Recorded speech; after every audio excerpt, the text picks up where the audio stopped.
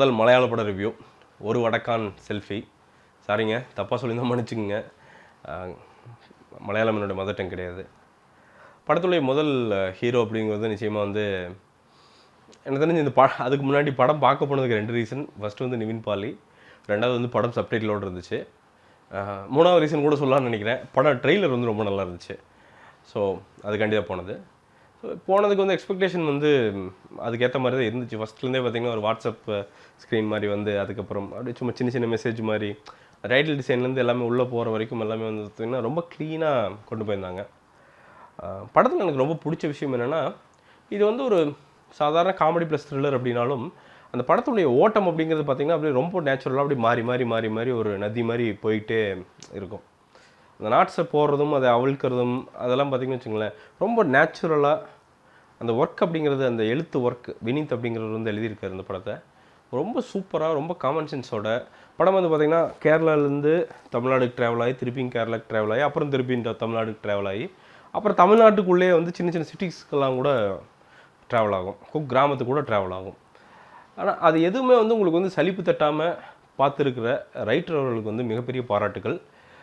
நிச்சயமாக வந்து அவர் வந்து இன்னும் எனக்கு தெரிஞ்சு ஒரு மேபி இந்த ஃப்யூச்சர் வந்து ஒரு தேசிய விருது வாங்குறதுக்கு ஆனால் அத்தனை அம்சங்களும் உடையவர் அப்படின்னு நான் சொல்லிக்க விரும்புகிறேன்.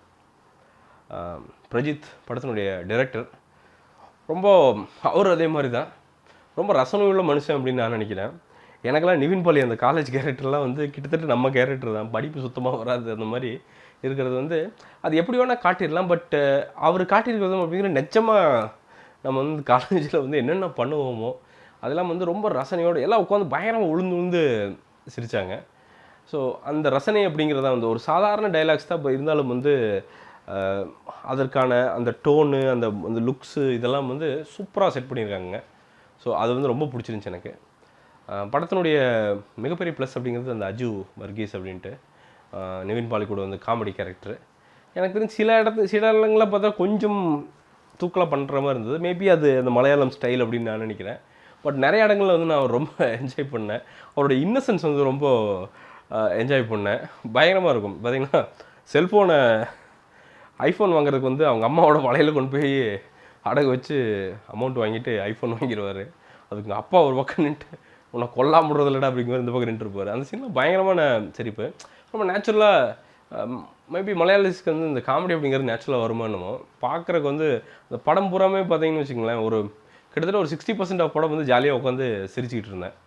ஸோ அதற்கு வந்து அதுவும் அந்த படத்துக்கு வந்து மிகப்பெரிய ப்ளஸ் அப்படின்னு சொல்லிடலாம். படத்தினுடைய ப்ளஸ் நிவின் பாலி மனுஷன் எப்படி சொல்கிறது, பெங்களூர் டேஸ்லேருந்து இதெல்லாம் பார்த்தா அவ்வளோ சூப்பராக தெரியுறாருங்க. ஒரு ஃபுல் ஃப்ளெஜ்ட் ஹீரோவாக வந்து மாறிட்டார்.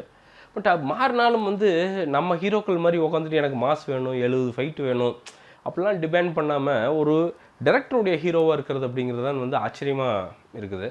ஸோ அந்த விஷயமெல்லாம் வந்து தமிழில் நடந்துச்சுன்னு வச்சுக்கோங்களேன், எனக்கு தெரிஞ்சு நம்ம வந்து மிகப்பெரிய ப்ராஃபிட், நம்மளுடைய ப்ராஃபிட் பர்சன்டேஜ் 10% இருக்குது, அது 20 to 30% போனாலும் போயிடும். ஸோ அந்த விஷயம் வந்து எனக்கு ரொம்ப பிடிச்சிருந்துச்சி. அது மாதிரி எந்த யூகமே இல்லாமல் அந்த கேரக்டரை இப்போ பார்த்தீங்கன்னா சின்ன ஆட்கள் கூட கலாய்ப்பாங்க, அடிப்பாங்க, மிதிப்பாங்க. பட் அதெல்லாம் ஒரு பெருசாக எடுத்துக்காமல் என்ன டைரக்டர் என்ன வச்சுருக்காரோ அதை அப்படியே எக்ஸிக்யூட் பண்ணிவிட்டு ரொம்ப நல்லா எக்ஸிக்யூட் பண்ணிட்டு போயிருக்கிற நிவின் பாலி அவர்களுக்கு வந்து வாழ்த்துக்கள். ஹீரோயின் பார்க்குறக்கு அவ்வளோ சும்மா அம்சமாக இருக்காங்க ஆள். எனக்கு கேள்விப்பட்டது என்னென்னா, இந்த படம் பார்த்ததுக்கப்புறம் வந்து தமிழ் படத்தில் வந்து ஒரு 3 படத்தில் வந்து புக் பண்ணுறதுக்கெல்லாம் ரெடி ஆகிட்டாங்க அப்படின்னு கேள்விப்பட்டேன். வஜீரா சம்திங் ஏதோ இதுன்னு. அவங்க நிச்சயமாக வந்து ஒரு மிகப்பெரிய ஃப்யூச்சர் அவங்களுக்கு இருக்குது. ஏன்னா அந்த இன்னசென்ஸ், அது போக வந்து இன்னசென்ஸ் மட்டும் இல்லாமல் வந்து ஆக்டிங் ஸ்கில்ஸும் நிறையா இருக்குது. பார்த்திங்கன்னா ஒரு இடத்துல போய் உட்காந்துட்டு ஒரு மிகப்பெரிய ஒரு இழப்பு ஏற்பட்டிருக்கும். ஸோ அந்த இடத்துல போய் உட்காந்துட்டு அழுகிற விஷயமாகட்டும், அதுக்கப்புறம் வந்து ஒரு சோகம் கலந்த ஒரு புன்னகை அது வெளிப்படுத்துவாங்க. பார்த்திங்கன்னா ஒரு விஷயத்துலேருந்து மீண்டு வந்ததுக்கப்புறம் பார்த்திங்கன்னா அவங்க ஃபேஸ் வந்து கொஞ்சம் பார்த்திங்கன்னா ஃப்ரெஷ்ஷாகி ரொம்ப அப்படி ஆத்ம திருப்தியோடு வந்து உட்காந்துட்டு சில வேலைகள் பண்ணுவாங்க. ஸோ அந்த ஒரு 3-4 ஸ்டேஜில் வந்து அவங்களோட எக்ஸ்பிரஷன் அப்படிங்கிறது வந்து மாறிட்டே இருக்கும். ஸோ அது வந்து ரொம்ப சூப்பராக பண்ணியிருப்பாங்க. ஸோ அந்த விஷயம் வந்து எனக்கு ரொம்ப பிடிச்சது. இந்த படத்தில் ரொம்ப பிடிச்ச விஷயம் அப்படிங்கிறது வந்து நிச்சயமாக பின்னணி இசை அண்டு இசை. பாடல்கள் வந்து ரஹ்மான் அவர் பண்ணியிருக்காரு. ரொம்ப ரஹ்மானா நம்ம ஏஆர் ரஹ்மான் இல்லை, இது வேறு ரஹ்மான். ரொம்ப சூப்பராக சோல்ஃபுல்லான பாடல்கள். எனக்கு அர்த்தம் புரியாட்டியும் வந்து அர்த்தம் பெருசாக புரியாட்டியும் சப்டைட்டில் பார்த்து அர்த்தம் புரிஞ்சுக்கிட்டாலும் வந்து ரொம்ப நல்லா இருந்தது. அந்த தமிழில் வர பாட்டு அப்படிங்கிறது ரொம்ப சூப்பராகவே இருந்தது அப்படின்னு சொல்லி விரும்புகிறேன். அதே மாதிரி பிஜிஎம் வந்து எப்படின்னா அது ஒரு காமெடியன் ரோல் பண்ணியிருக்கு அப்படின்னு சொல்லிடலாம். டொட்டாயிங் டொட்டாயிங் அப்படின்ட்டு வரும். உதட்டு அடி வாங்குறதுக்கு முன்னாடி அதே மாதிரி அந்த அஜு வர்கீஸ் வர்றப்போ அப்படிங்கிறப்பெல்லாம் பார்த்தீங்கன்னா ரொம்ப சின்ன சின்ன சவுண்ட்ஸ் எல்லாம் ரொம்ப புதுசாக எனக்கு தெரிஞ்சது. ரொம்ப அந்த சவுண்ட்ஸ் வர்றப்பவே வந்து நமக்கு சிரிப்பு வந்துடுது. ஸோ அந்தளவுக்கு வந்து உட்காந்து மெனக்கெட்டு பண்ணியிருக்காங்க மியூசிக் டைரக்டர் அவர்கள். ஸோ ரொம்ப பார்க்குறதுக்கு வந்து ரொம்ப சந்தோஷமாக இருந்தது அப்படின்னு சொல்லிடலாம். படத்துடைய அதே முகம் வந்து இந்த படத்தில் வந்து ஒரு சர்ப்ரைஸ் என்னென்னா ஒரு எதிர்பாராத திருப்பங்கள்லாம் சும்மா நேச்சுரலாக அப்படியே போயிட்டுருக்கோம். அப்புறம் திடீர்னு பார்த்திங்கன்னா ஒரு சின்ன ட்விஸ்ட் வரும். நாம் என்னமோ நினைப்போம் சரி இப்படி போய் ஒரு சாதாரணமாக ஒரு படம் மாதிரி முடிஞ்சிருமோ அப்படின்னு நினைப்போம். அதில் டப்புன்னு மாதிரி இன்னும் ட்விஸ்ட் வந்து டீப்பாகும். அந்த டீப்பாகி அது ட்ராவல் ஆகிறப்ப பார்த்திங்கன்னா ஒரு சின்ன சின்ன சஸ்பென்ஸ் இருந்துகிட்டே இருக்கும். அப்புறம் கடைசியில் போய் லைட்டாக முடிச்சாவிடும். ஸோ எக்ஸ்பெக்டே பண்ண முடியாது இப்படி தான் இருக்குமா படம் அப்படின்ட்டு இருக்காது.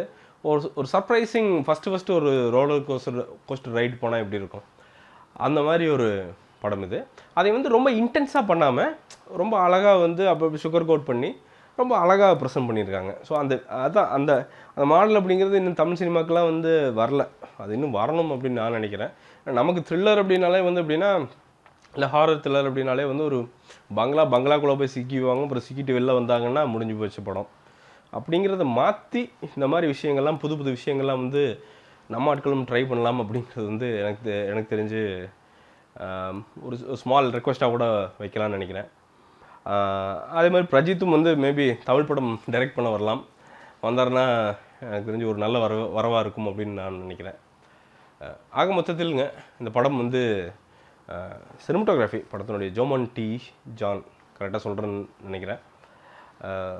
சென்னையவே ரொம்ப அழகாக கட்டியிருக்காரு. தஞ்சாவூரை சுற்றி இருக்கிற குக்கிராமம் எல்லாத்துக்குமே ஒரு யூனிக் டோனை மெயின்டைன் பண்ணி படம் வந்து ரொம்ப ஹை கிளாஸாக அந்த ப்ரொடக்ஷன் வேல்யூ வந்து ஏதோ பயங்கரமாக இருக்கிற மாதிரி காட்டினதுக்கு வந்து மிகப்பெரிய பங்கு அப்படிங்கிறது வந்து சினிமட்டோகிராஃபருக்கு இருக்குது. ஸோ வாழ்த்துக்கள் அவருக்கும்.